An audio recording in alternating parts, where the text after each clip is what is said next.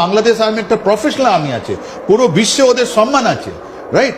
কিন্তু ওদের যে লোক কি করে বিহেভ করবে আমরাও জানি না। আর প্রত্যেকটা নিচুতে আপনার 500 কেজি থেকে বেশি আপনার বোমা লাগানো আছে, তাহলে আপনি ভাবুন আমাদের কি ডিস্ট্রাকশন হবে। আর কেন এটা আমাদের চিন্তনীয় বিষয় আছে, আপনি বাংলাদেশ আর্মি একটা ইয়াং আর্মি আছে।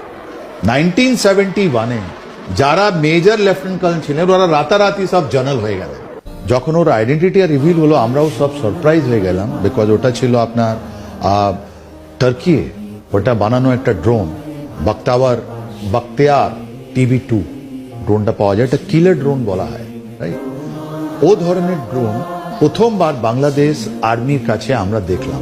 এই Bayraktar TB2 drone, yes, Bayraktar TB2 drone, right?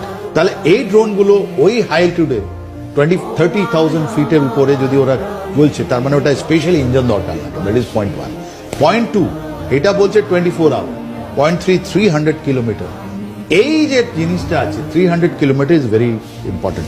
আমরা যদি ঢাকাকে নিই বা এর যেখানে এদের বেস আছে আপনার, ওখান থেকে একটা লাইন এরকম করে টেনে দিই, কি স্যার 300 কিলোমিটারের মধ্যে কি কি আসবে? ওর মধ্যে আমাদের কলকাতা আছে, ওর মধ্যে আপনার গুয়াহাটি আছে, ওর মধ্যে আপনার শিলং আছে, ওর মধ্যে